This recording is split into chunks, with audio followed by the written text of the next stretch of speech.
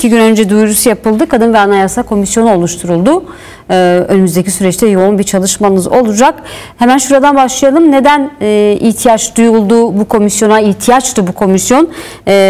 Bunun nedenlerini açmanızı isterim. Merhabalar, iyi yayınlar. Teşekkürler.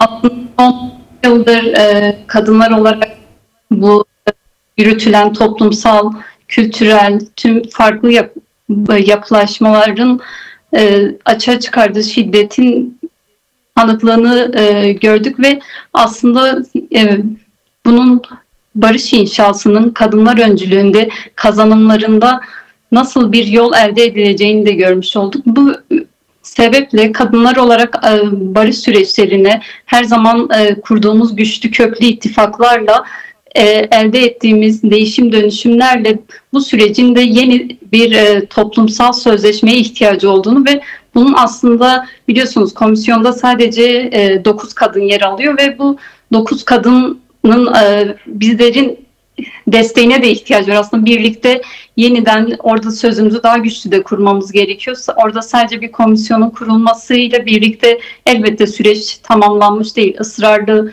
sürekli taleplerimizle yeni bir süreç elde edebileceğiz ve kadınların da yaşadığı bu militarizmden, şövenizmden, kadına yönelik işlenen cinayetlerden kaynaklı yaşanılan yoğun şiddet sonucunda şu an aslında belki de bizler için tarihi bir fırsat eşiğindeyiz ve kadınlar olarak kurmuş olduğumuz köklü ittifakları yeniden harekete geçirerek aslında burada hiç kimseyi geride bırakmadan birlikte kurabileceğimiz komisyonlarla taleplerimizi ileterekten bu toplumsal değişimin öncülüğünü yapabiliriz.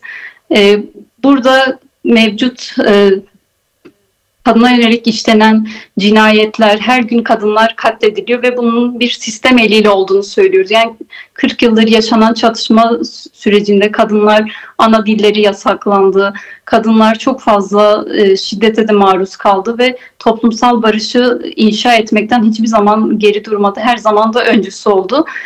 Dolayısıyla bu süreçte bizlerin öncülüğünü yapabileceği çok önemli bir dönem ve bu tarihi fırsatı aslında kaçırmamamız gerekiyor. Tüm hukuki düzenlemelerin yapılması gerekiyor. Burada evet artık bir pozitif barış sürecine geçtik ve yapılacak yasal değişikliklerle süreç asıl amacına ulaşabilecek.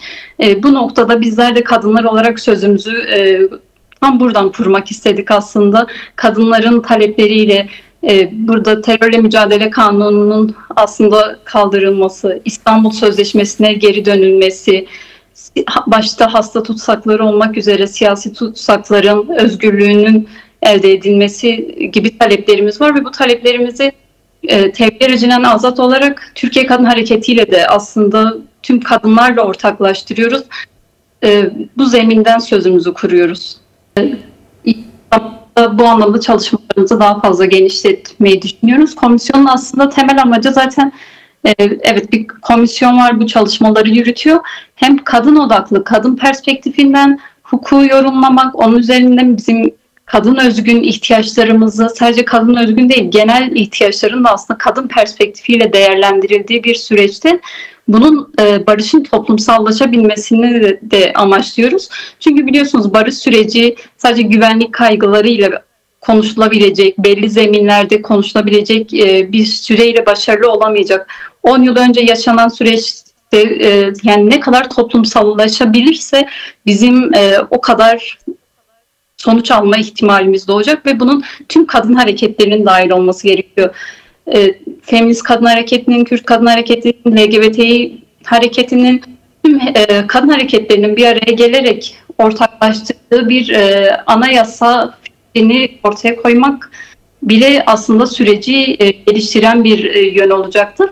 Bu anlamda elbette kadın özgün taleplerimiz var. Çok temel olarak İstanbul Sözleşmesi'nden geri çekilmesi, İstanbul Sözleşmesi'nin feshedilmesi çok temel bir talebimizi oluşturuyor. Kadına yönelik ayrımcı politikalar, ayrımcı dil, nefret söylemleri, kadına yönelik şiddeti artıran toplumsal cinsiyet bağlamında buna aykırı olan düzenlemelerin geri çekilmesi, bu yönlü kapsamımızı genişlettiğimiz ve aslında Türkiye'de birçok kişiyle bir araya gelip alanda uzman, anayasa hukukçularıyla, kadın hukukçularla bir araya geleceğimiz zeminler de oluşacak. Temel amacımız buradaki barış sürecini aşağıdan birlikte örerek, inşa ederek tüm kadınların dahil olabileceği bir zemin yaratmak istiyoruz. Temel perspektifimiz de aslında buradan doğuyor. Aslında kadınlar olarak geçmiş sürecin çok fazla yıkımını yaşadığımızı biliyoruz. Bu anlamda elbette ki çok köklü yasal değişikliklere ihtiyaç var. Bunların yansıtılması lazım. Sadece dediğimiz gibi aslında tek hamlelik, tek yasal düzenlemelerle değiştirilecek bir süreç değil. Aslında çok ciddi bir emekle, ısrarlı bir taleple örülebilecek bir süreç. Sadece aslında kadın hukuku belli yasal düzenlemelerle sınırlandırılabilecek bir alan değildir. Bunun birçok alt başlığı vardır. Gelişecek süreçte hepsi takip edilecek. Belki komisyonla ilgili daha geniş çalışmalar da yapılacak. Kadınlarla bir araya gelinebilecek zeminler de oluşturulacak.